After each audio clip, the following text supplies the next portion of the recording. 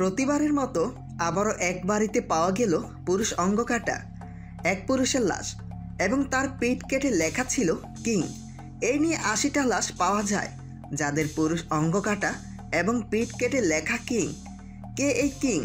কেনই বা একের পর এক পুরুষকে তার পুরুষ অঙ্গ কেটে হত্যা করছে? কি তার উদ্দেশ্য? এরকম অনেক প্রশ্ন ঘুরপাক খায় মানুষের মনে। পরবর্তীতে পুলিশ ভালো করে তদন্ত করে দেখে যাদের যাদের পুরুষ অঙ্গ কাটা লাশ পাওয়া গেছে তারা সবাই ছিল দর্শনকারী, অর্থাৎ তারা প্রত্যেকেই কোনো না কোনো মেয়েকে জোর করে দর্শন করছে। বা এতএব শহরের সব মানুষের কাছে খুব সহজভাবে পরিষ্কার হয়ে যায় যে কিং শুধু দর্শনকারীকেই হত্যা করে। শহরের কিছু মানুষ বাদে সব মানুষই কিংকে সাপোর্ট করে। প্রতিদিনের মতো আজও গ্রামের সহজ সরল ছেলে শাহরিয়ার ভার্সিটিতে যাচ্ছে। ভার্সিটির গেট পার হতে না হতে শাহরিয়ারের ডাক পড়ল বড়লোকের অহংকারী মেয়ে মেঘলার। শাহরিয়ার মেঘলার সামনে গিয়ে বলে, আমাকে ডাকছিলেন মেঘলা?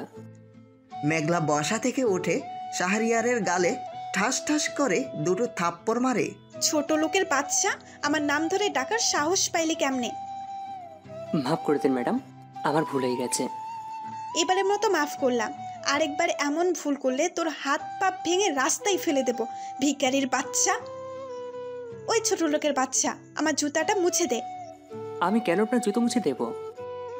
তোর এত বড় সাহস, আমার কথা অমান্য করিস? ছোট লোকের বাচ্চা, তোর পেছনে তাকিয়ে দেখ ভালো করে। তারপর শাহরিয়ার পিছনে তাকিয়ে দেখে মেঘলার গার্ডরা হাতে লাঠি নিয়ে দাঁড়িয়ে আছে। প্রায় ১ মাস আগে মেঘলার কথা না শোনার কারণে শাহরিয়ারকে মেঘলার ১০ জন গার্ড মিলে ইচ্ছা মতো পিটায়, যার ফলে ১ সপ্তাহ হসপিটালে ভর্তি ছিল শাহরিয়ার। তারপর শাহরিয়ার বয়ে পকেট থেকে রুমাল বের করে মেঘলার জুতাটা মুছে দেওয়ার জন্য যখন জুতা স্পর্শ করবে তখন মেঘলা শাহরিয়ারকে জোরে একটা লাত্তি মারে। তোর মতো ছোট লোক আমার জুতা মুছলেও জুতার অপমান হবে, যা ভাগ এখান থেকে। শাহরিয়ার। তারপর আমি ক্লাসের দিকে যেতে লাগলাম। ভার্সিটির সবাই শাহরিয়ারকে দেখে হাসাহাসি করছে। এতে আবার নতুন কি? প্রতিদিন মেঘলা শাহরিয়ারকে কোনো না কোনোভাবে অপমান করে, যা বেচারা সরল সোজা ছেলে শাহরিয়ার মুখ বুজে সহ্য করে নেয়। আর এসব দেখে সবাই হাসাহাসি করে। ক্লাসে এসে শাহরিয়ার সবার পিছনের সিটে গিয়ে বসলো। এমনিতে শাহরিয়ারের সাথে কেউ বসতে চায় না। ক্লাসের সবাই হইচই করছে, কেউ কেউ শাহরিয়ারকে নিয়ে মজা করছে। কে কি বলল এইসব নিয়ে শাহরিয়ার মাথা ঘামায় না, কারণ শাহরিয়ারের এইসব সহ্য করতে করতে অভ্যাস হয়ে গেছে। কিছুক্ষণ পর মেঘলা ক্লাসে ঢুকলো, আর ক্লাসের সবাই মেঘলাকে দেখে চুপচাপ হয়ে গেল, কারণ মেঘলাকে ভার্সিটির সবাই ভয় পায়। একটু পর স্যার ক্লাসে আসলো আর এসে সবাইকে একটা কঠিন প্রশ্ন করলো, কিন্তু একজন বাদে কেউ উত্তর দিতে পারল না। আর সে একজনটা হলো শাহরিয়ার। শাহরিয়ার প্রশ্নের উত্তরটা খুব সহজভাবেই দিল, আর ক্লাসের সবাই অবাক হয়ে শাহরিয়ারের দিকে তাকিয়ে আছে। একটা খ্যাতমার্কা ছেলে কিভাবে উত্তর দিল, যা ক্লাসের সবচেয়ে ব্রিলিয়েন্ট স্টুডেন্ট মেঘলাও দিতে পারল না। মেঘলার রাগে পুরাই মাথা গরম। ভার্সিটির ছুটির সময় মেঘলা শাহরিয়ারের পথ আটকায়। ম্যাডাম, দয়া করে আমার পথ ছাড়ুন, আমাকে বাসায় যেতে হবে। চুপ কর, ছোট লোকের বাচ্চা, খুব ব্রিলিয়ান্ট হয়েছিস তাই না? এই বলে গার্ডদের কাছ থেকে একটা লাঠি নিয়ে শাহরিয়ারের পায়ে বাড়ি মারে। শাহরিয়ার ব্যথায় চিৎকার দিয়ে মাটিতে পড়ে যায়। খুবই ব্রিলিয়ান্ট হয়েছিস বলেই শাহরিয়ারকে মারতে থাকে। মারের ব্যথায় ছটফট করতে থাকি। তারপর আমি মেঘলার পা ধরে বলি, আর মারবেন না ম্যাডাম, দয়া করুন আমাকে, আমার খুবই কষ্ট হচ্ছে। তোর ব্রিলিয়ান্ট হওয়ায় অনেক শখ তাই না? বলেই একটা লাথি মেরে আবারও পিটাতে থাকে। ব্যথা আমি মাটিতে ছটফট করে কড়াকড়ি করতে থাকি।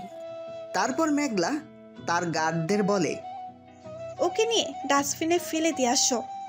তারপর শাহরিয়ারকে তুলে নিয়ে ডাস্টবিনে ফেলে দিয়ে গার্ডরা চলে গেল।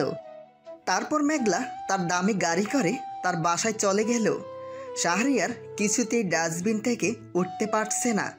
ডাস্টবিনের ময়লা আবর্জনার গন্ধে শাহরিয়ারের প্রায় মুখে বমি চলে আসছে। অনেক কষ্ট করে উঠে শাহরিয়ার খুঁড়িয়ে খুঁড়িয়ে তার বাসার উদ্দেশ্যে চলে যেতে লাগলো। শাহরিয়ারের মাথা ফেটে রক্ত পড়তেছে। আজ মানুষ কত নিষ্ঠুর, নিষ্ঠুর এই সমাজে। আজ মানুষ কত নিষ্ঠুর, নিষ্ঠুর এই সমাজে গরিবদের কোনো দাম নেই। সব জায়গায় গরিবরা নির্যাতিত হচ্ছে। গরিবরাও তো মানুষ। আজ টাকার অহংকারে মানুষ কত অন্যায় কাজ করছে। মনে মনে এসব কথাগুলোই ভাবছি। হঠাৎ সামনের একটা বাড়ি থেকে একটা মেয়েলি কণ্ঠে চিৎকার শুনলাম। আরে, চিৎকারটা তো নেতার বাড়ি থেকে আসছে। আমি নেতার বাড়িতে ঢুকে জানলা দিয়ে উঁকি মেরে যা দেখি, সেটা দেখে আমার মাথার রক্ত টকবক করছে। নেতা দুই ছেলে মিলে একজন মেয়েকে জোর করে ধর্ষণ করছে। একজন মেয়েটির দুহাত চেপে ধরেছে, আর আরেকজন নির্মমভাবে মেয়েটিকে ধর্ষণ করে যাচ্ছে। তারপর আমি নেতার বাসার ভিতরে ঢুকলাম, আর কিছুক্ষণ পর নেতার বাসা থেকে বের হয়ে আমার বাসায় চলে আসলাম। বাসায় এসে টিভিটা চালু করলাম। Breaking news, breaking news. শহরের নেতার বাড়িতে পাওয়া গেল নেতার দুই ছেলের পুরুষ অঙ্গ কাটা লাশ, আর তাদের পিঠ কেটে লেখা কিং। শহরে আবারও হইচই পড়ে গেছে। শহরের মানুষের কাছে আবারও ব্যাপারটা পরিষ্কার হলো যে নেতার ছেলেরা ছিল দর্শনকারী, তাই কিংয়ের হাতে হত্যা হয়েছে। খবর শুনে শাহরিয়ার জোরে জোরে হাসতে থাকে। ধর্ষণকারীদের একটাই শাস্তি, সেটা হলো মৃত্যু। পরের দিন সকাল সকাল ঘুম থেকে উঠে ফ্রেশ হয়ে চলে গেলাম। যাই হোক, আগে পরিচয়টা দিই। আমি শাহরিয়ার ইফতেখারুল হক সরকার, অনার্স 3য় বর্ষে পড়ি। আর বাকিটা গল্পের সাথে থাকলে বুঝতে পারবেন। তারপর নাস্তা করে রেডি হয়ে আমি ভার্সিটিতে গিয়ে দেখি সবার মুখেই কিংয়ের নাম, এবং কেউ কিং সম্মেলনের আলোচনা করছে। তারপর আমি সোজা ক্লাসে চলে গেলাম, আর প্রতিদিনের মতো আবারও পিছনের সিটে গিয়ে বসলাম। কিছুক্ষণ পর মেঘলা ক্লাসে আসলো, আর এসেই আমার কাছে এসে বলতে লাগলো, ওই ছোট লোক, তোর কি আর পোশাক নেই? এগুলো কি পরে আসিস? ঢোলা ঢোলা জোড়া তালি দেওয়া শার্ট, আর তোর ব্যাগটাও তো ছিঁড়া। আরে তোর থেকে তো রাস্তার ভিক্ষা করা লোকেরাও ভালো পোশাক পরে। তারপর মেঘলার এক বান্ধবী বলে উঠল, আরে তুই কাকে কি বলছো? ও তো নিজেই একটা ভিখারি বলেই হাসতে থাকে, তার সাথে ক্লাসের সবাই হাসতে থাকে। ওই ছোট লোক, তোর ক্লাস করার কোনো যোগ্যতা নাই। কেন ম্যাডাম? কেন মানে? ছোট লোকের বাচ্চা, বের হো ক্লাস থেকে, বের হো। তারপর ক্লাসের সবাই মিলে শাহরিয়ারকে জোর করে গার ধাক্কা দিয়ে ক্লাস থেকে বের করে দেয়। ধাক্কা দেওয়ার কারণে দেয়ালে মাথা লেগে শাহরিয়ারের মাথা ফেটে গিয়ে রক্ত পড়তে থাকে। হঠাৎ পিছন থেকে একজন স্যার এসে বলল, এই এই বস্তির ছেলে, ক্লাসে না থেকে এখানে কি করছিস? স্যার দেখুন না, ক্লাসের সবাই মিলে আমাকে ক্লাস থেকে বের করে দিচ্ছে। ঠিকই করেছে, তোর মতো একটা ছেলেকে তো বের করে দেওয়াই উচিত। ওই, তুই এই ভার্সিটিতে ভর্তি হইলি কেমনে? এখানে তো বড় লোকের ছেলেমেয়েরাও বেশিরভাগ চান্স পায় না। আর তুই টাকা পাস কোথা থেকে?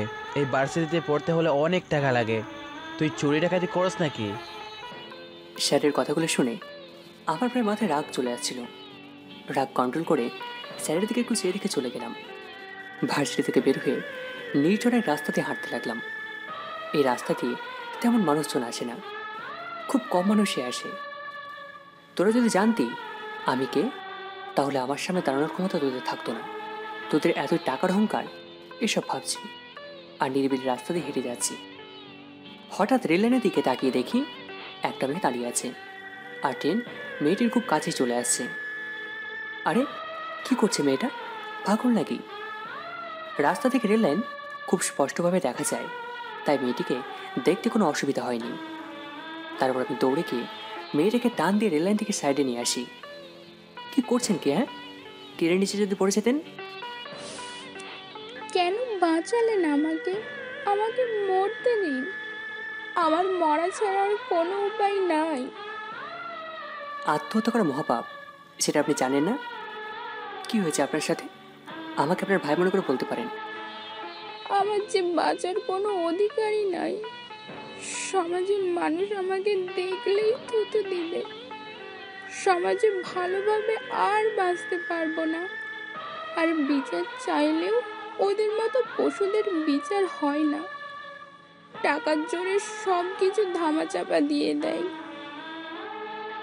কি হয়েছে ঠিক সেটা বলেন। খানিক ছেলে আশিফ আমাকে রোজ বিরক্ত করতো, বাজে বাজে কথা বলতো। আর আজকে যখন আমি কলেজে যাচ্ছিলাম বলেই কান্না করতে লাগলো। তারপর কি হয়েছে বলেন। তারপর মামুন খানের ছেলে আশিফ হঠাৎ এসে আমাকে জোর করে একটা গাড়িতে তুলে নিয়ে যায়। আর আমার বেঁচে থাকা শেষ সম্বল আমার সতীত্ব কেড়ে নেয়। আমি কি নিয়ে বাঁচবো ভাইয়া বলেন, কান্না করতে করতে। তুমি বাঁচবে, আবার নতুন করে বাঁচবে। যদি নতুন করে চাইলে বাঁচা সম্ভব না। অনেক মানুষ অনেক কথা বলবে, কিন্তু তোমাকে ধৈর্য ধরতে হবে। কে কি বললো সেটা দেখার বিষয় না। একমাত্র বিবেকহীন মানুষরাই তোমাকে কলঙ্কিত বলতে পারে, কিন্তু তুমি ওসব পাত্তা দেবে না। চিন্তা করো না, আশিপর প্রাপ্য শাস্তি পাবে। যতদিন কিং বেঁচে আছে ততদিন কোনো ধর্ষণ করে বাঁচতে পারবে। চিন্তা করো না, আশিপর প্রাপ্য শাস্তি পাবেই। যতদিন কিং বেঁচে আছে ততদিন কোনো ধর্ষণকারী বেঁচে থাকতে পারবে না। মানে কে কে আপনি? ভয় পেও না, মানে কিং যতদিন আছে ততদিন ধর্ষণকারীরা তাদের প্রাপ্য শাস্তি পাবেই। ও তাই যেন হয় ভাইয়া। তোমার বাড়ি কোথায়? আমি তোমাকে বাড়িতে পৌঁছে দিচ্ছি। একটু সামনে। তারপর আমি মেয়েটিকে তার বাসায় পৌঁছে দিয়ে আমার বাসায় চলে আসি। আমার একতলা টিনসের 2টা রুম বিশিষ্ট ঘর। আমি একাই থাকি। যাই হোক, বাসায় এসে ভাবতে থাকি মামুন খান তো মেঘলার মামা, তার মানে আশিফ মেঘলার মামাতো ভাই। যাই হোক, পরের দিন ভার্সিটিতে গিয়ে সোজা ক্লাসে গেলাম। তারপর পিছনের সিটে গিয়ে বসলাম। একটু পর মেঘলা ক্লাসে এসে আমাকে বাদে সবাইকে একটা কার্ড দিয়ে বলল, কালকে আমার মামাতো ভাইয়ের বিয়ে, তাই সবাইকে দাওয়াত দিলাম। আরে চেমড়ি, তোর মামাতো ভাই পৃথিবীতে বেঁচে থাকলে তো বিয়ে করবে। মনে মনে বললাম কথাগুলো। কিরে ছোট লোক, কি ভাবছিস? তোকে কেন দাওয়াত দেই নাই, তাই তো? তোর মতো গরিব বিয়ে বাড়িতে আসলে লোকে কি বলবে? বলেই হাসতে লাগলো। একটু পর স্যার ক্লাসে আসলো আর ক্লাস করাতে লাগলো। আস্তে আস্তে সব ক্লাস শেষ হয়ে গেল আর ভার্সিটিও ছুটি হয়ে গেল। তারপর শাহরিয়ার ভার্সিটি থেকে বের হয়ে বাসায় চলে যায়। পরের দিন শাহরিয়ার ব্ল্যাক কোট পরে মামুন খানের বাড়ির সামনে যায়। বলতে হবে বাড়িটা ভালোভাবে সাজিয়েছে। তারপর আমি পকেট থেকে ব্ল্যাক রুমাল বের করে মুখ ঢেকে বাড়ির ভিতরে গিয়ে আশিফের রুমে গিয়ে ভিতর থেকে দরজা বন্ধ করে দিই। এই কে আপনি? কিং। কিং নাম শুনেই আসিফ শাহরিয়ারের পা জড়িয়ে ধরে বলতে লাগলো, কিং, দয়া করে আমাকে ছেড়ে দাও, আমাকে মেরো না কিং। তোমার কত টাকা চাই বলো, আমি দিব। দরকার হলে আমার সব সম্পত্তি আমি তোমাকে দিয়ে দিব, তাও আমাকে মেরো না কিং। যা, তোকে ছেড়ে দেবো? পারবি? পারবি একজন মেয়ের ইজ্জত ফিরিয়ে দিতে? কি হলো, পারবি? একজন নারীর সবচেয়ে বড় সম্পদ হলো তার ইজ্জত, কিন্তু তুই সেটা কেড়ে নিয়েছিস। কিং প্লিজ প্লিজ কিং, আমাকে ছেড়ে দাও। কিংয়ের চোখে ধর্ষণকারীর একটাই শাস্তি, আর সেটা হলো মৃত্যু। তারপর আমি আশিফের বুক বরাবর একটা জোরে লাথি দিয়ে লাথি খেয়ে আসবি একটু দূরে গিয়ে ছিটকে পড়ে। তারপর আমি আশিফকে তুলে ফ্লোরের সাথে জোরে একটা আছাড় মারি। আছাড়কে আশিফের কোমরের হাড় ভেঙে যায়। কোনোভাবে আশিফ উঠে দাঁড়াতে পারছে না। তারপর আমি আমার বাম পা দিয়ে আশিফের মুখ চেপে ধরি আর একটা ধারালো ছুরি বের করে আশিফের পুরুষ অঙ্গ কুচি কুচি করে কেটে ফেলি। রক্তে ফ্লোরে লাল হয়ে গেছে। আশিফ ব্যথায় ফ্লোরে ছটফট করতে থাকে। অবশেষে আমার ধারালো ছুরিটা আশিফের বুকের মধ্যে ঢুকিয়ে দিই। তারপর আশিফ কিছুক্ষণ জোরে জোরে শ্বাস নিয়ে মারা যায়। তারপর আমি আশিফের বেড কেটে কিং দিকে যখন রুম থেকে বের হওয়ার জন্য দরজা খুললাম, তখনই দেখলাম মেঘলা দাঁড়িয়ে আছে। এ কি, আপনি কে? এখানে কি করছেন? আর ভাইয়া কোথায়? আমি কোনো প্রশ্নের জবাব না দিয়ে মেঘলাকে ধাক্কা দিয়ে সেখান যেতে চলে যেতে থাকলাম। ডাক্কার এতই জোর ছিল যে মেঘলা ডাক্কা খেয়ে ফ্লোরে পড়ে গিয়ে তার মাথা ফেটে যায়। মেঘলা ফ্লোর থেকে উঠে যখন শাহরিয়ারের দিকে তাকায়, তখন মেঘলার চোখের দৃষ্টি পড়ে শাহরিয়ারের হাতের দিকে এবং তার হাতে কিং লেখা একটা ট্যাটু দেখতে পায়। আর সঙ্গে সঙ্গে মেঘলা ভয় পেয়ে যায়। কি? তার মানে না, এ হতে পারে না। মেঘলা যা বুঝার বুঝে ফেলেছে, তাই তাড়াতাড়ি করে আসিফের রুমে গিয়ে যা দেখে সেটা দেখে মেঘলার পায়ের তল থেকে মাটি সরে যায়। মেঘলা দেখতে পেল যে তার মামাতো ভাই রক্তাক্ত অবস্থায় পড়ে আছে, পুরো ফ্লোর রক্তে লাল হয়ে গেছে এবং তার পুরুষ অঙ্গ কাটা আর পিঠ কেটে লেখা কিং। যা দেখে মেঘলা জোরে একটা চিৎকার দেয়। আস্তে আস্তে খবরটা পুরো শহরে ছড়িয়ে পড়ে আর শহরের সব মানুষ মামুন খানকে দেখলেই থুতু দিচ্ছে। মামুন খান আর তার স্ত্রী মুন্নি ভাবতেই পারছে না যে তাদের ছেলে দর্শনের মতো একটা জঘন্যতম কাজ করছে, যার ফলে প্রাণ হারাতে হলো তাদের ছেলেকে। এদিকে শাহরিয়ার বাসায় এসে ওয়াশরুমে গিয়ে ঝর্ণা ছেড়ে দেয়। ঝর্ণা থেকে টপ টপ করে শাহরিয়ারের গায়ে পানি পড়তে থাকে আর শাহরিয়ারের কল্পনায় বাঁচতে থাকে তার পুরনো স্মৃতিগুলো। তোমাকে নিয়ে আমার একটাই স্বপ্ন, কি স্বপ্ন রূপবতী? সুখে শান্তিতে সংসার করা। ওরে ওরে আমার রূপবতী। হঠাৎ শাহরিয়ারের কল্পনার গোর কেটে যায়। বাঁচতে দিলি না, বাঁচতে দিলি না, বাঁচতে দিলি না, বাঁচতে দিলি না, বাঁচতে দিলি না। তোরা ছাড়বো না, তোদের কাউকেই ছাড়বো না। একজন একজন করে তিলে তিলে মারবো। শরীরের সমস্ত শক্তি দিয়ে চিৎকার দিয়ে কথাগুলো বললাম। পরের দিন শাহরিয়ার ভার্সিটিতে যায়। আজকে মেঘলা ভার্সিটিতে আসে নাই। যাই হোক, ভার্সিটি ছুটির পর শাহরিয়ার তার বাসায় চলে যায়। এমপি জাকিবুল আজ দেশে ফিরেছে। আগেই বলে রাখছি যে এই এমপি জাকিবুল 1 মাস আগে একটা কলেজ ছাত্রীকে ধর্ষণ করে হত্যা করে। জাকিবুলের বিরুদ্ধে মামলা হলেও টাকার জোরে সব কিছু দামাচাপা দিয়ে দেশের বাইরে চলে যায়। আজ 1 মাস পর দেশে ফিরে তার বাসায় গিয়ে উঠল। রাত প্রায় 12টা। শাহরিয়ার ব্ল্যাক কোট পরে আর ব্ল্যাক রুমাল দিয়ে মুখ ডেকে এমপি জাকিবুলের বাড়ির সামনে দাঁড়িয়ে আছে।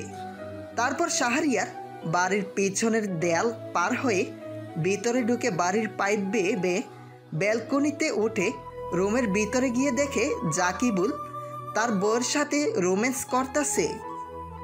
রোম্যান্স করা শেষ হলে মৃত্যুর জন্য তৈরি হয়। জাকিবুল পিছনে ফিরে শাহরিয়ারকে দেখে বলতে লাগলো, ভিতরে ঢুকলে কিভাবে? কে তুমি? কিং। কিং, আমার কোনো ক্ষতি করো না। কিং, তোমাকে আমি শহরের বাদশা বানিয়ে দেব। যত টাকা লাগবে তোমার শুধু একবার আমাকে বলো, আমি দেব। কিন্তু কিং, দয়া করে আমাকে মেরো না। টাকা দিয়ে সব কিছু কেনে যায় রে মূর্খ। টাকা দিয়ে হয়তো তুই অনেক কিছু কিনতে পারিস, কিন্তু এই কিংকে কিনতে পারবি না। কিং নাম শুনে জাকিবুল ও তার বউ চমকে যায় আর ভয় পেয়ে যায়। তারপর শাহরিয়ার জাকিবুলের নাক বরাবর শরীরের সমস্ত শক্তি দিয়ে ঘুষি মারে, যার ফলে জাকিবুলের নাক ফেটে প্রচুর রক্ত পড়তে থাকে। তারপর শাহরিয়ার জাকিবুলের হাত মুচকে ব্যঙ্গে দিয়ে জাকিবুলকে তুলে ফ্লোরের সাথে আছাড় মারে। জাকিবুল ব্যথায় ফ্লোরে ছটপট গড়াগড়ি করতে থাকে। তারপর হঠাৎ জাকিবুলের স্ত্রী শ্যামলী বলে উঠল, কিং কিং, দয়া করো, দয়া করে আমার স্বামীকে ছেড়ে দাও। লজ্জা করে না? তোর স্বামী একটা নির্দোষ মাসুম একটা মেয়েকে ধর্ষণ হত্যা করেছে। চুপচাপ যেখানে দাঁড়িয়ে আছিস সেখানে থাক। শ্যামলী ভয়ে চুপ হয়ে যায়। তারপর আমি পা দিয়ে জাকিবুলের মুখ চেপে ধরে ওর পুরুষাঙ্গ কুচি কুচি করে কেটে ফেলি। জাকিবুল ব্যথার জ্বালায় ছটফট করছে, না পারছে চিৎকার করতে, আর না পাচ্ছে হাত পা নাড়াচাড়া করতে। সমস্ত শরীর জুড়ে ব্যথার যন্ত্রণায় জাকিবুলের চোখ থেকে জল গড়িয়ে পড়তে থাকে। তারপর সর্বশেষে আমি আমার ধারালো ছুরিতে কোরবানি গরু জবাইয়ের মতো জাকিবুলকে জবাই করলাম। কিছুক্ষণ ছটফটো জোরে নিঃশ্বাস নিয়ে মারা যায় জাকিবুল। তারপর আমি জাকিবুলের পিঠ কেটে কিং লেখি। ধর্ষণকারীর একটাই শাস্তি, সেটা হলো মৃত্যু। তারপর আমি আগের মতো পাই পেয়ে নেমে দেওয়াল পার হয়ে আমার বাসায় চলে গেলাম। পরের দিন জাকিবুলের মৃত্যু নিয়ে শহরে হইচই পড়ে যায়। জাকিবুলেরও পুরুষ অঙ্গ কাটা ও পিঠ কেটে কিং লেখা ছিল। এটা দামাচাপা দেওয়ার চেষ্টা করলেও দামাচাপা দিতে ব্যর্থ হয়ে যায়, ফাঁস হয়ে যায় মানুষের কাছে, পরিষ্কার হয়ে যায় প্রতিটা মানুষের কাছে যে জাকিবুল দর্শনকারী ছিল, তাই কিং জাকিবুলকে হত্যা করছে। আজ কিংয়ের জন্য শহরের সব মেয়েরা স্বাধীনভাবে চলাফেরা করতে পারছে। এলাকায় এলাকায় থাকা বখাটে ছেলেরা যারা রোজ রোজ স্কুল কলেজের মেয়েদের ডিস্টার্ব করত, খারাপ আচরণ করত, তারাই আজ কিংয়ের বয়ে সবার সাথে ভালো ব্যবহার করছে। আজ বখাটে ছেলেরা কোনো মেয়ের দিকে চোখ তুলে তাকালেও 10 বার ভাবে। আজ কিংয়ের জন্য একজন বাবা তার মেয়েকে নির্ভয়ে বলতে পারছে, যাও মা যাও, স্কুলে যাও, যাও মা যাও, কলেজে যাও, মাদ্রাসায় যাও, ভার্সিটিতে যাও, এখানে সেখানে যাও। সব বাবাই আজ তাদের মেয়েকে নির্ভয়ে বলতে পারছে।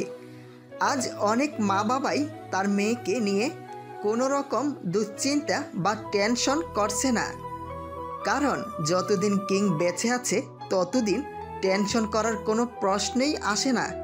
শহরের সব মানুষই কিংকে ধন্যবাদ জানাচ্ছে।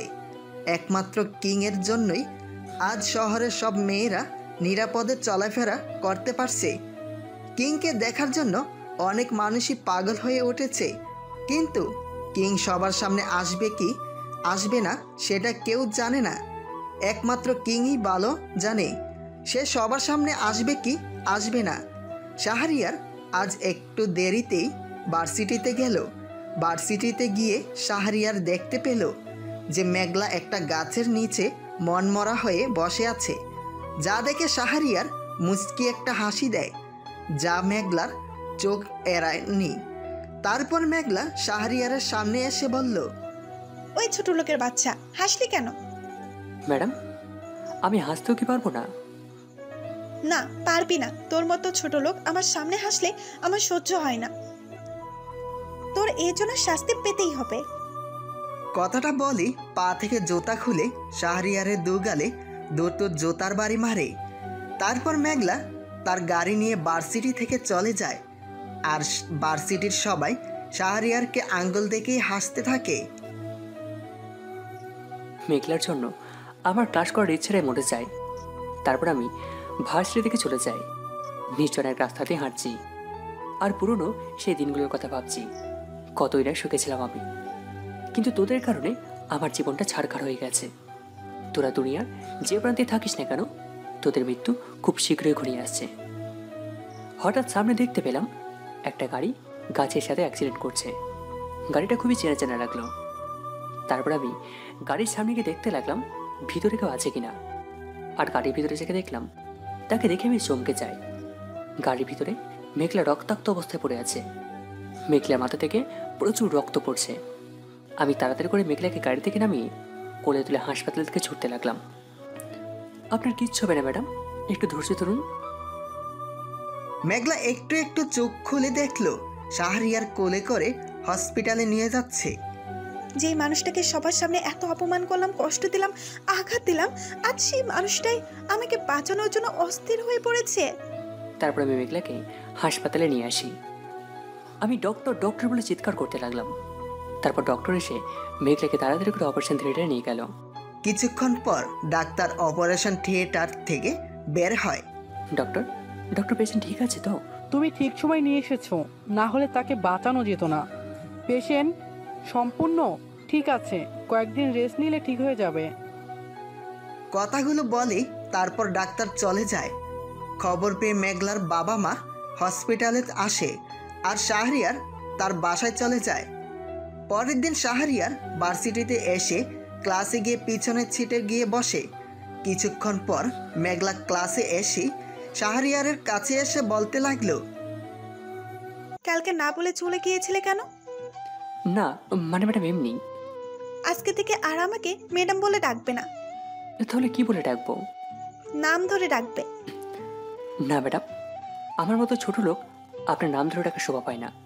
মাফ করবেন, আপনার নাম ধরে ডাকতে পারবো না। তারপর মেঘলা কিছু বলার আগেই ক্লাসে স্যার চলে আসলো আর মেঘলা তার ছিটে গিয়ে বসলো। তোমাদের সবার জন্য একটা খবর আছে। কালকে আমাদের ভার্সিটিতে একটা বিরাট অনুষ্ঠান হবে, যেখানে ভার্সিটির সব ছাত্রছাত্রী সহ শহরের সব মানুষ উপস্থিত থাকবে। আর এই অনুষ্ঠানের প্রধান অতিথি হলো দেশের সফল টপ বিজনেসম্যান ইয়াকুব আলী। নামটা শুনেই বুকের ভিতর মোচড় দিয়ে উঠল আর চোখে। স্যার, আজকে কোনো ক্লাস হবে না। তারপর স্যার চলে গেল। ক্লাস হবে না বলে কিছুক্ষণ পর শাহরিয়ারও ভার্সিটি থেকে বের হয়। আর তখনই মেঘলা শাহরিয়ারের পথ আটকায়। আমি জানি আমি তোমার সাথে অনেক অন্যায় করছি, প্লিজ আমাকে দয়া করে মাফ করে দাও। আপনাদের মতো বড় লোকটা তো তাই পারে গরিবদের সাথে অন্যায় করতে।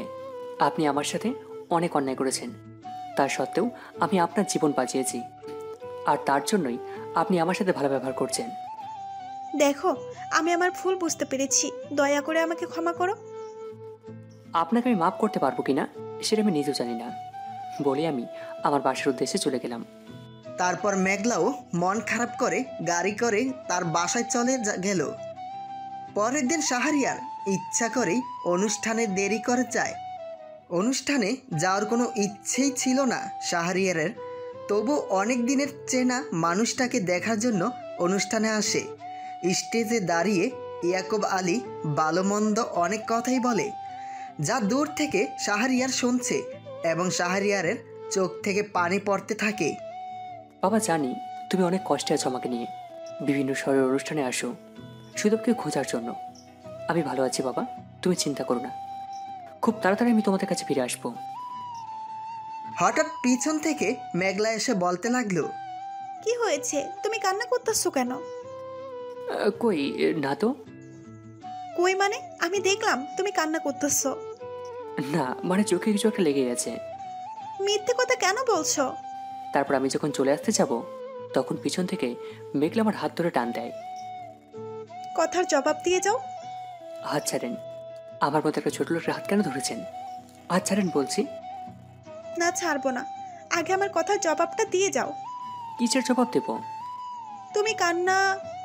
বাকিটা বলার আগেই মেঘলা শাহরিয়ারের হাতের দিকে ভালো করে তাকিয়ে দেখে শাহরিয়ারের হাতে কিং লেখা একটা ট্যাটু, যা দেখে মেঘলা চমকে যায়। কে তুমি? আর এই ট্যাটু তোমার হাতে কেন? আমি একটা ছোট লোক, গরিব। না, তুমি অন্য কেউ। তোমার আসল পরিচয় বলো। দেখেন, আমাকে যেতে দেন বলছি। কথার জবাব না দিয়ে তুমি যেতে পারবে না। সত্যি করে বলো, কে তুমি? আর এই ট্যাটু আমি কিং এর হাতে দেখছি, তোমার হাতে কিভাবে আসলো? দেখেন, আমি কিছু বলতে পারবো না, আমার পথ ছাড়েন। না, ছাড়বো না। দেখেন, এখন কিন্তু বেশি বাড়াবাড়ি হয়ে যাচ্ছে। কিসের বাড়াবাড়ি? আমার কথার জবাব না দিয়ে তোমাকে কোথাও যেতে দেব না। আর একটা কন্ট্রোল করতে পারলাম না, ঠাস করে মেঘলার গালে দূরে থাপ্পড় বসিয়ে দিলাম। থাপ্পড়ের ফলে মেঘলার ঠোঁট কেটে রক্ত পড়তে থাকে। তুই কে রে যে তোর কথার আমার জবাব দিতে হবে? নিজের সীমার মধ্যে থাক, সীমা অতিক্রম করিস না বলে সেখান থেকে চলে এসে সোজা বাসায় চলে গেলাম। মেঘলা তো পুরাই অবাক হয়ে গেল, আর ওখানে কিছুক্ষণ গালে হাত দিয়ে দাঁড়িয়ে থেকে মেঘলা তার বাসার উদ্দেশ্যে চলে যায়। Breaking news, breaking news! দেশে চলে এসেছে একদল পাচারকারী দিন দুপুরে মেয়েদের অপহরণ করে দেশের বাইরে পাচার করে দেয়। এরই মধ্যে আমাদের শহরের নামকরা ব্যবসায়ী সাকিবুল চৌধুরীর একমাত্র মেয়ে মেঘলা চৌধুরী সহ আরও নাম না জানা অনেকেই নিখোঁজ হয়েছে। পুলিশ অভিযান চালাচ্ছে, কিন্তু এখনও কোনো প্রমাণ পাওয়া যায় নাই। সবাই ভালো থাকুন, সুস্থ থাকুন, নিরাপদে থাকুন। MTVর সঙ্গেই থাকুন। আল্লাহ হাফেজ। খবর শুনে আমি মাথায় হাত দিয়ে বসে পড়ি। তার মানেও চলে এসছে, যার জন্য আমার দুনিয়া অন্ধকার হয়ে গেছে, যার জন্য আমার সাজানো সব স্বপ্ন তিলে তিলে ভেঙে গেছে, সে তাহলে ফিরে এসেছে। ছাড়বো না, তাদের কাউকে ছাড়বো না। কিন্তু কিন্তু ওর আস্তানাটা কোথায়, কিভাবে খুঁজবো? না না, আমাকে হেরে গেলে চলবে না। হঠাৎ আমার ফোনে টুম করে একটা মেসেজ আসলো। আমি মেসেজটা পড়তে লাগলাম। মেসেজে লেখা ছিল, আমি জানি শাহরিয়ার তুমি কি শহরের একটা পুরোনো বাড়িতে আমাকে সহ আরও অনেককে ধরে নিয়ে এসে বেঁধে রাখা হয়েছে। কালকে আমাদের সবাইকে দেশের বাইরে পাচার করবে। তুমি একমাত্র আমাদের বাঁচাতে পারো। অনেক রিস্ক ও কষ্ট করে মেসেজটা লিখছি, প্লিজ বাঁচাও আমাদের। আর পারলে আমার সমস্ত ভুল মাফ করে দিও। ইতি মেঘলা। তারপর শাহরিয়ার মেসেজটা পড়ে তার চোখ বন্ধ করে। আর কিছুক্ষণ পর শাহরিয়ারের চোখ খোলার সঙ্গে সঙ্গে তার চোখ রাগে লাল হয়ে যায়। তারপর আমি আর দেরি করলাম না, আমার রুমে গিয়ে একটা ব্ল্যাক কোট তারপর আমি আর দেরি করলাম না আমার রুমে গিয়ে একটা ব্ল্যাক কোট তারপর আমি আর দেরি করলাম না আমার রুমে গিয়ে একটা ব্ল্যাক কোট পরি আর ব্ল্যাক রুমাল দিয়ে মুখটা ঢেকে ফেলি। তারপর একটা বন্দুক আমার কোমরে গুঁজে নিই আর সবচেয়ে ধারালো ছুটিটি বাড়ি থেকে বাইকটা বের করি, যাকে কোনোদিন বের করিনি। তারপর ফুল স্পিডে বাইক চালিয়ে মেঘলা দেওয়া ঠিকানা অনুযায়ী যেতে লাগলাম। যেতে যেতে রাত হয়ে যায়। আমি এখন বিল্লা রাস্তা থেকে একটু দূরে দাঁড়িয়ে আছি। ভাবছেন বিল্লাটাকে? তাই তো, বিল্লাই হলো সব কিছুর মূল। তারপর আমি এক পা দু পা করে সামনে এগোতে লাগলাম। দৌড় দিয়ে বিল্লার একজন লোককে লাথি মেরে আমার ধারালো ছুটি দিয়ে তার পাশের লোকটাকে ঢুকিয়ে দিই। তারপর আমি এক পা দু পা করে সামনে এগোতে এগোতে জোরে দৌড় দিয়ে বিল্লার একজন লোককে লাথি মেরে তারপর কোমর থেকে বন্দুক বের করে আশেপাশে থাকা অনেক লোককে গুলি করেই প্রায় 20 জন লোককে মেরে মাটিতে শুয়ে দিই। তারপর বিল্লার বাকি লোকগুলো আমাকে গুলি করাটাকেই আমি সেখান থেকে সরে গাছের আড়ালে গিয়ে এক একটাকে গুলি করি। অনেকক্ষণ বিল্লার লোকের সাথে মোকাবিলা করতে করতে অবশেষে আস্তানার বাইরে থাকা বিল্লার সব লোককে মেরে ফেলি, মাটিতে শুয়ে দিই। তারপর বিল্লার আস্তানার ভিতরে ঢোকার আগেই পুলিশকে ফোন করে সব কিছু জানিয়ে দিয়ে এখানে আসতে বলি। আস্তানার ভিতর গিয়ে দেখলাম অনেক মেয়েকে ধরে নিয়ে এসেছে এবং তাদেরকে বেঁধেও রেখেছে। তাদের মধ্যে মেঘলাও আছে। মেঘলা আমাকে দেখতে পেয়ে অনেক খুশি হয়। জানতাম তুমি আসবেই। তারপর আমি সামনে তাকিয়ে দেখি বিল্লা দাঁড়িয়ে আছে। বিল্লাকে দেখে আমার মাথায় রক্ত উঠে যায়। আসো আসো কিং, অর্থাৎ শাহরিয়ার, আসো, তোমার জন্যই তো অপেক্ষা করতেছিলাম। আমি জানতাম তুমি আমাকে মারতে আসবে, কিন্তু আমি মরবো না, মরবি তুই। তারপর বিল্লা তার লোকেদের শাহরিয়ারকে মারতে বলে আর বিল্লার সব লোক শাহরিয়ারকে ঘিরে ফেলে। আজকে তোদের মধ্যে কেউ বাঁচবে না। তারপর আমি বিল্লার এক একটা লোককে মারতে থাকি। মারতে মারতে বিল্লার সব লোককে মেরে ফেলি। হঠাৎ পিছন থেকে বিল্লা একটা বাড়ি লোহার রড দিয়ে আমার মাথায় আঘাত করে আর আমি মাটিতে লুটিয়ে পড়ি। আমার মাথা পেটে রক্ত পড়তে থাকে। কাকে মারবি তুই? কাকে মারবি রে? আজ থেকে 2 বছর আগে তোর প্রেমিকাকে যেভাবে মারছি তার থেকে খারাপভাবে তোকে মারবো। আমার চোখ প্রায় বন্ধ হয়ে আছে। তবে কি আমি হেরে যাব? আমার চোখ বন্ধ হওয়ার সঙ্গে সঙ্গে সৃষ্টির রক্তমাখা মুখটা ভাসতে থাকে আর সৃষ্টির বলার শেষ কথাগুলো মনে পড়ে যায়। হ্যাপি জার্নি টু মৃত্যু।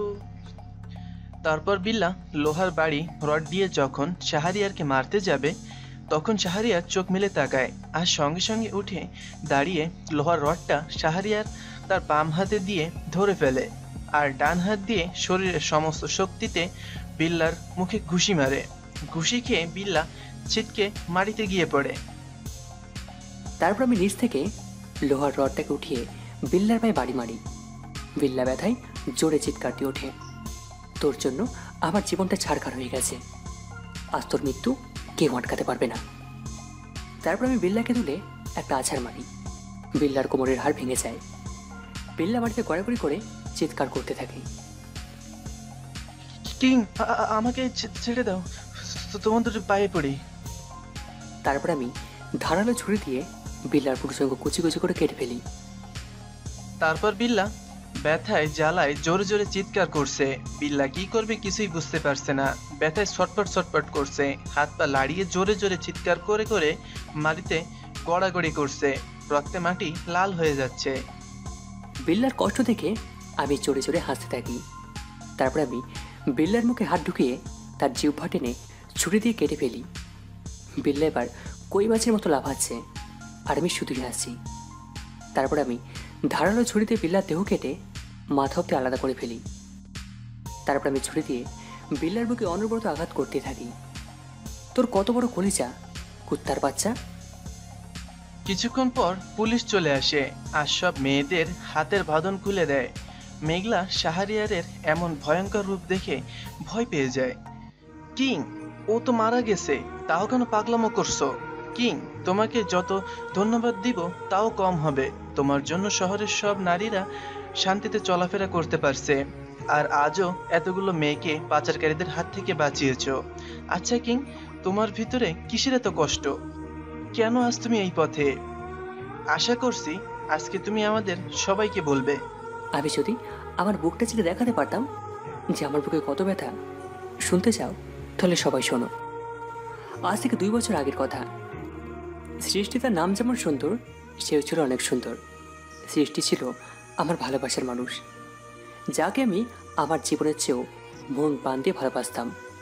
ও ছিল অসাধারণ এক নারী, যেখানে অন্যায় দেখত সেখানেই প্রতিবাদ করত। একদিন একজন মেয়েকে বিল্লা তুলে নিয়ে ধর্ষণ করেছিল, কিন্তু সেদিন বিল্লার বিরুদ্ধে কেউ প্রতিবাদ করেনি, কারণ বিল্লাকে সবাই ভয় পেত। সেদিন একমাত্র সৃষ্টি প্রতিবাদ করেছিল, আর বিল্লার বিরুদ্ধে সমস্ত প্রমাণ জোগাড় করে ফেলেছিল। সেদিন সমস্ত প্ল্যান নিয়ে সৃষ্টি আদালতে যাবে। সেদিন হাজারো জনতার মাঝে বিল্লা লোকেরা সৃষ্টিকে নির্মমভাবে হত্যা করে। সেদিন কেউ প্রতিবাদ করেনি, শুধুই তামাশা দেখেছে। খবর পেয়ে আমি ছুটে যাই, অনেক লোকের ভিড় লেগে গেছিল, কিন্তু এত মানুষের মাঝে কেউ সৃষ্টিকে হাসপাতালে নিয়ে যায়নি। আমি ভিড়ের ভিতর ঢুকে সবার সামনে গিয়ে দেখি সৃষ্টি রক্তাক্ত অবস্থায় পড়ে আছে। আমি দৌড়ে গিয়ে সৃষ্টিকে ধরে কাঁদতে লাগলাম, কিন্তু হঠাৎ সৃষ্টি রক্তাক্ত অবস্থায় আস্তে আস্তে বলতে লাগলো, হয়তো বা ভাগ্যে তোমার আমার মিলন ছিল না। কষ্ট পেও না, তুমি কষ্ট পেলে কিন্তু আমিও কষ্ট পাবো। আমার শেষ কথাগুলো শোনো। আমাদের দেশে ধর্ষণকারীদের শাস্তি হয় না, অন্যায় প্রতিবাদ হয় না। আজকাল মেয়েরা যেখানে সেখানে ধর্ষণ হচ্ছে, কেউ প্রতিবাদও করছে না। তুমি ওদের বিরুদ্ধে রুখে দাঁড়াবে বলো? আমার শেষ কথাগুলো রাখবে বলো? কথাগুলো বলেই সেখানেই মারা যায়। সেদিন আমি চিল্লিয়ে বলেছিলাম, হ্যাঁ রাখবো, তোমার শেষ কথাগুলো রাখবো। আমার কথাগুলো শুনে উনি সহ সবার চোখে জল এসে যায়। কিংয়ের রহস্যই থেকে যাবে। কিং কোনোদিন সবার সামনে আসবে না, ওদের সবাইকে ভালোভাবে নিয়ে যাবেন বলে সেখান থেকে বাইক চালিয়ে চলে যেতে লাগলাম। তারপর মেঘলা সহ পুলিশ এখানে থাকা সব মেয়েদের গাড়িতে উঠিয়ে শাহরিয়ারের বাইকের পিছনে পিছনে যেতে লাগলো। ফুল স্পিডে বাইক চালাচ্ছে, আর মাথার মধ্যে সৃষ্টির সব স্মৃতি ঘুরপাক খাচ্ছে। হঠাৎ বাইকের ব্যালেন্স রাখতে না পেরে বাইক নিয়ে ব্রিজ থেকে নদীতে পড়ে যায়। শাহরিয়ারকে ব্রিজ থেকে পড়ে যেতে দেখে পুলিশ গাড়ি থামায়। গাড়ি থেকে ওসি ও কিছু পুলিশ নেমে শাহরিয়ারকে খুঁজতে থাকে, কিন্তু ব্রিজের ওপর থেকে অন্ধকারের জন্য নিচে কিছুই ঠিক মতন দেখা যাচ্ছে না। কিছুক্ষণ পর মেঘলাও গাড়ি থেকে নেমে এসে চিৎকার করে কান্না করতে থাকে। ম্যাডাম, আপনি শান্ত হন, আমরা কিছু একটা ব্যবস্থা করছি। কিন্তু মেঘলা শুধু কান্না করতেই থাকে। ওই দিন নদী সহ আশেপাশের সমস্ত জায়গায় পুলিশ কিংকে খুঁজেছে, কিন্তু কিংকে কোথাও পাওয়া যায় না। তাই সবাই ধারণা করছে যে কিং আর বেঁচে নেই, নদীর পানিতে ডুবে মারা গেছে। পরের দিন শহরে নেমে পড়ে শোকের ছায়া। কিং আর বেঁচে নেই। শহরের অনেক মানুষ ভাবতেই পারছে না, শহরের এমন জায়গা নেই যে কিং এর মৃত্যুর খবর পৌঁছে নাই। পুরো শহর জুড়েই হইচই কিং এর মৃত্যু নিয়ে লেগে গেছে। শহরের মানুষ বিশ্বাসই করতে পারছে না যে কিং এর মতন একজন মহান মানুষ আর বেঁচে নেই। শহরের প্রতিটি মানুষের চোখেই শুধু জল টপ টপ করছে, কিন্তু যেটা সত্যি সেটা তো মেনে নিতেই হবে। 2 মাস হয়ে গেছে। মেঘলা এখন অন্ধকার রুমে মধ্যে পড়ে আছে, ঠিকমতো খাওয়া দাওয়া করে না, চোখের নিচে কালো দাগ পড়ে গেছে। রাতে ঠিকমতো ঘুমায় না, চোখের জলে শুধুই বালিশ ভিজিয়েছে।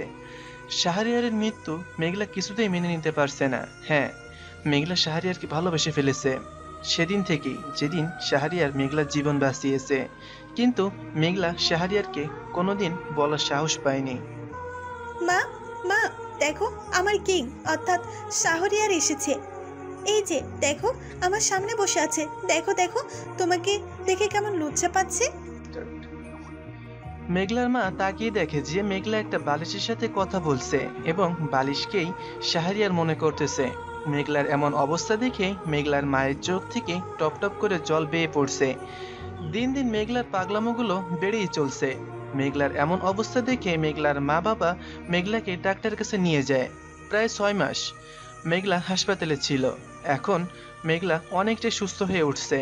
এখন আর শাহরিয়ারকে নিয়ে পাগলামি করে না, কিন্তু এখনো মেঘলার মনে সবটা জুড়ে শাহরিয়ারের অস্তিত্ব রয়েছে।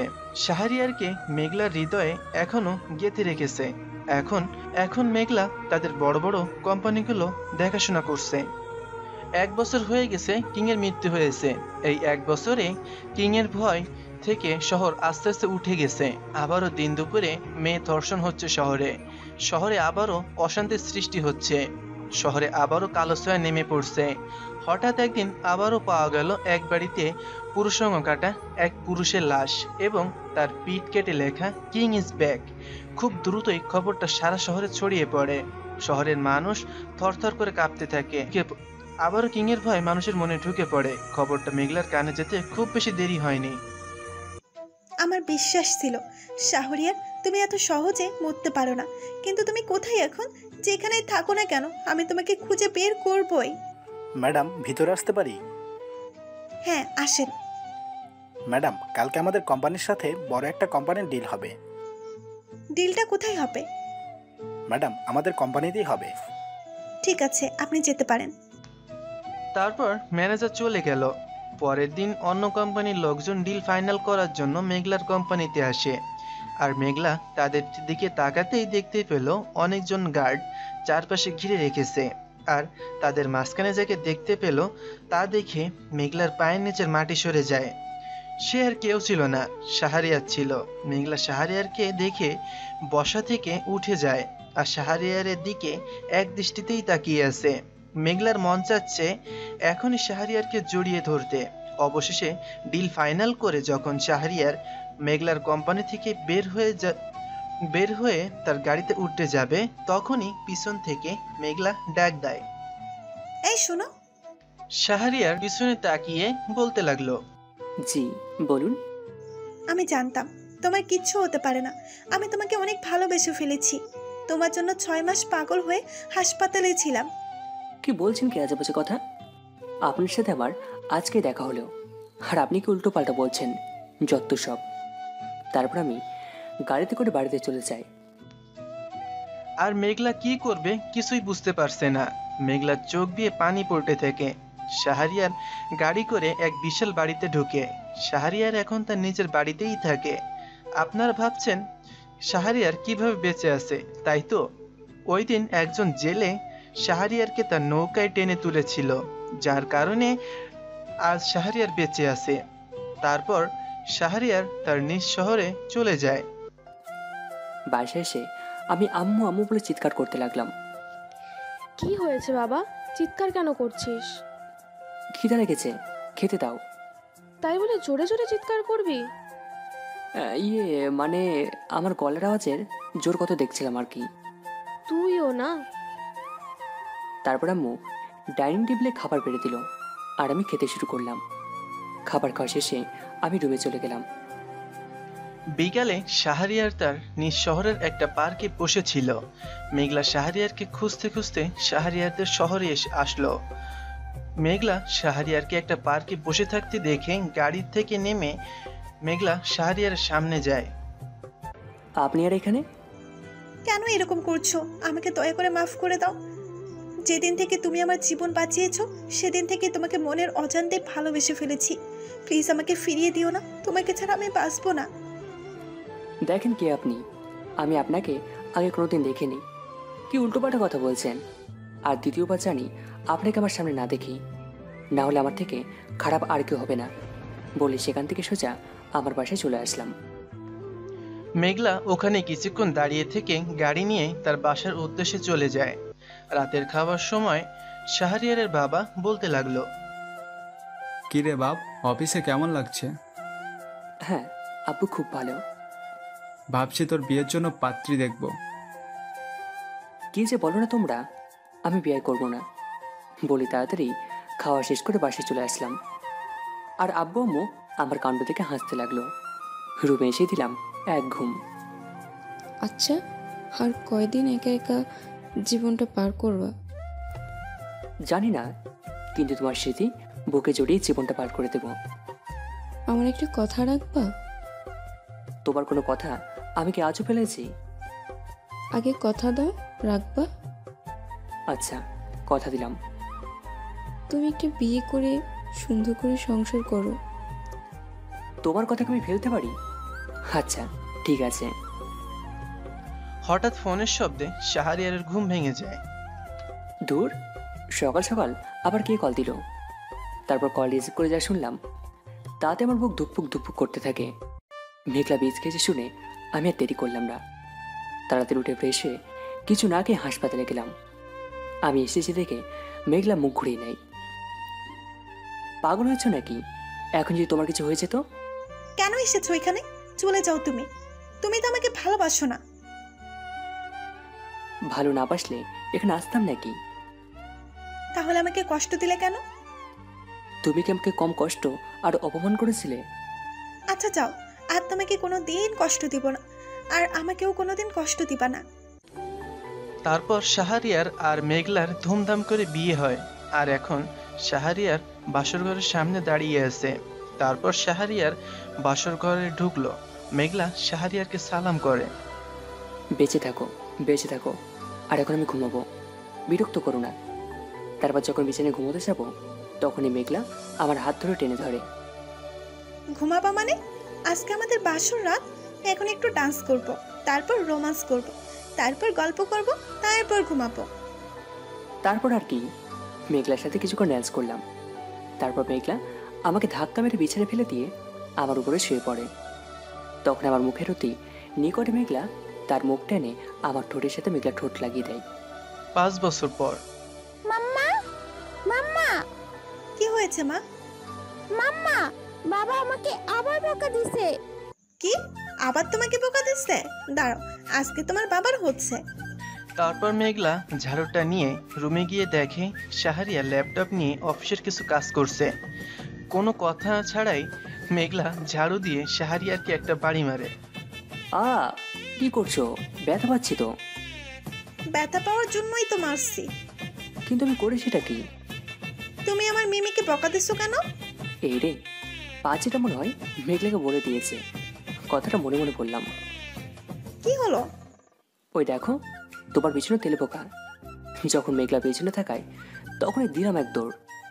আমার পিছনে মেঘলাও ছুটতে লাগলো। সারা বাড়ি দৌড়াতে দৌড়াতে আমি আম্মুর পিছনে গিয়ে লুকিয়ে পড়ি। কি হলো, এভাবে দৌড়াচ্ছিস কেন? আম্মু দেখো, তোমার আদরের বৌমা আমাকে মারছে। কি হয়েছে মা? আম্মু আপনি সরেন, আজকে ওর একদিন কি আমার একদিন। ও আবারও মিমিকে বকা দিচ্ছে। কি, ও আজকেও মিমিকে বকা দিছে? তাহলে বেশি করে পেটাও।